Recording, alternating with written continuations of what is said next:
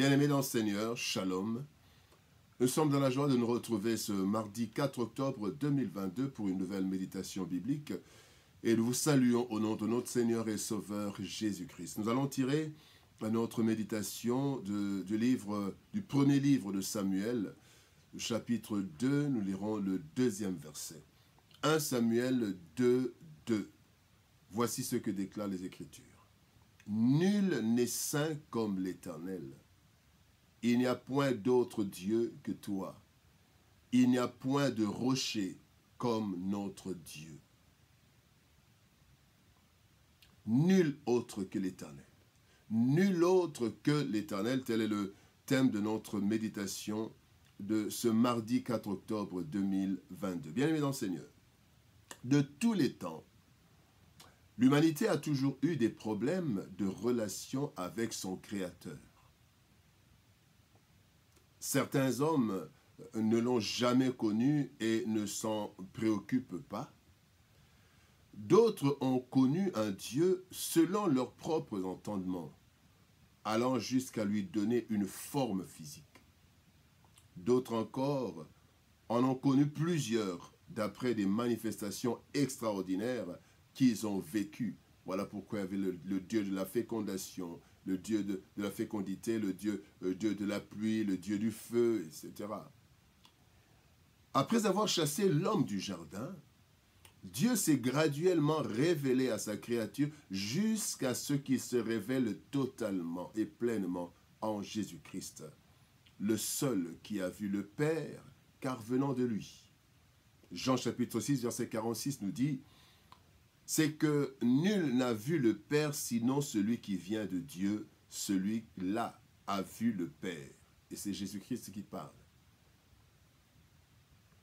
Dans le texte du jour, la Bible confirme qu'il n'y a qu'un seul Dieu et que c'est l'Éternel qui est ce véritable et unique Dieu à travers trois qualités uniques de son essence. Voyons ces trois qualités. Première chose, il est dit « Nul n'est saint comme l'Éternel ». Bien-aimé, nul n'est saint comme lui. Ésaïe chapitre 6, verset 3 dit « Ils criaient l'un à l'autre et disaient « Saint, Saint, Saint est l'Éternel des armées, toute la terre est pleine de sa gloire. » Là, ce sont les anges qui crient cela. Et quand nous allons dans l'Apocalypse, nous voyons les 24 vieillards qui crient aussi « Saint, Saint, Saint ». Bien-aimés dans le Seigneur, la sainteté de Dieu est liée à son caractère sacré. Dieu dit à Moïse au buisson ardent dans le 3e chapitre du livre d'Exode, « N'approche pas, ôte tes souliers de tes pieds, car la terre sur laquelle tu te tiens est une terre sainte. » La sainteté de Dieu, bien-aimé, exprime d'abord son caractère étrange, mystérieux, extraordinaire et même effrayant.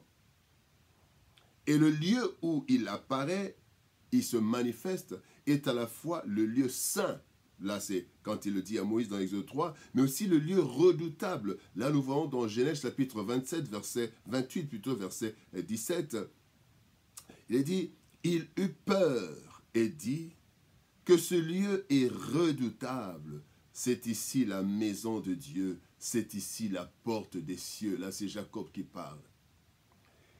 La première réaction humaine à la sainteté divine est celle de l'effroi devant une puissance totalement différente de toute autre puissance semblable, connue ou existante. Devant l'arche de Dieu, qui n'est qu'un symbole de la présence de l'Éternel, qui n'était qu'un symbole. La statue de Dagon, Dieu des Philistins, et les Asdodiens, eh bien la statue s'est même prosternée 2 fois jusqu'à se fracasser. Lisons ce texte, un peu long, mais nous le lisons. 1 Samuel chapitre 5, verset 2-4, il est dit « Après s'être emparés de l'arche de Dieu, les Philistins la firent entrer dans la maison de Dagon et la placèrent à côté de Dagon. Le lendemain, les Asdodiens qui s'étaient levés de bon matin trouvèrent Dagon étendu face contre terre devant l'arche de l'Éternel. Ils prirent Dagon et le remirent à sa place. Le lendemain encore, s'étant levé de bon matin, ils trouvèrent Dagon étendu, la face contre terre devant l'arche de l'Éternel. Mais cette fois-ci, la tête de Dagon et ses 2 mains étaient abattues sur le seuil et il ne lui restait que le tronc. Bien-aimés, la représentation du vrai Dieu, le symbole, devant la représentation d'un faux Dieu, cette représentation s'est fracassée et s'est prosternée 2 fois. Bien-aimés, nul n'est saint comme lui, nul n'est sacré comme notre Dieu. Deuxième qualité exceptionnelle, nul autre rocher comme lui. Il est dit, il n'y a point de rocher comme notre Dieu. Nul autre rocher. Il n'y a nul autre rocher comme l'Éternel. Ésaïe chapitre 26, verset 4 dit, confiez-vous en l'Éternel à perpétuité, car l'Éternel est le rocher des siècles. D'âge en âge, bien-aimés, Dieu est le rocher qui subsiste et ne change pas. Le rocher a plusieurs propriétés, dont 2 principalement. C'est un lieu d'asile et aussi un fondement inébranlable.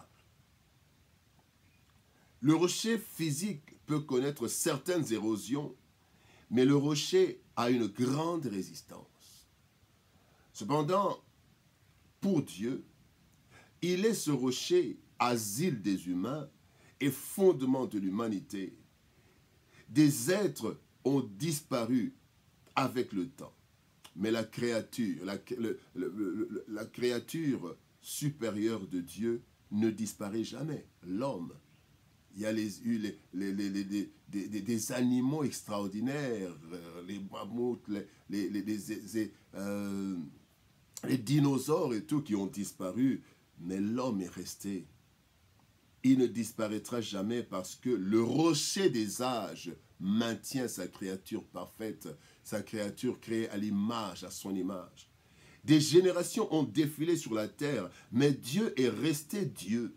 La Bible nous dit qu'il ne connaît ni ombre de variation, ni changement, dans Jacques chapitre 1er, verset 17. Et s'agissant de Jésus-Christ, Fils de Dieu et Dieu, il est écrit dans Hébreux chapitre 13, verset 8, Jésus-Christ est le même hier, aujourd'hui et éternellement. Dieu est le véritable rocher de notre salut. Voilà pourquoi nous n'avons rien à craindre tant que nous serons en lui. La 3e qualité, il n'y a point d'autre Dieu. Il est unique. Il n'y a point d'autre Dieu. Le psaume 46, verset 11 nous dit « Arrêtez et sachez que je suis Dieu. Je domine sur les nations, je domine sur la terre. » Le dictionnaire définit Dieu comme étant l'être suprême. Le texte si haut de psaume nous dit que Dieu, l'Éternel, domine sur les nations et sur la terre. En réalité, bien-aimés, il ne peut exister 2 êtres suprêmes, tout comme un humain ne peut pas avoir 2 têtes. L'Éternel est le seul Dieu. Pourquoi? 3 choses. D'abord, il a créé toutes choses. Dans Apocalypse chapitre 4, 11, il est dit, tu es digne, notre Seigneur et notre Dieu, de recevoir la gloire et l'honneur et la puissance, car tu as créé toutes choses. Et c'est par ta volonté qu'elles existent et qu'elles ont été créées. Deuxième chose, Dieu est seul, l'Éternel est le seul Dieu, parce qu'il a tout pouvoir sur tout. Matthieu 28, 18, Jésus s'étant approché, leur parla ainsi, tout pouvoir m'a été donné et tout pouvoir m'a été donné dans le ciel et sur la terre.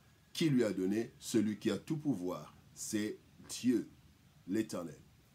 3e chose, c'est qu'il n'a ni commencement ni fin. Le psaume 29, verset 10 nous dit, l'Éternel était sur son trône lors du déluge. L'Éternel sur son trône règne éternellement.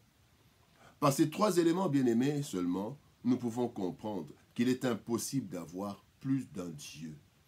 Et donc, notre Dieu, l'Éternel, est le seul est l'unique Dieu.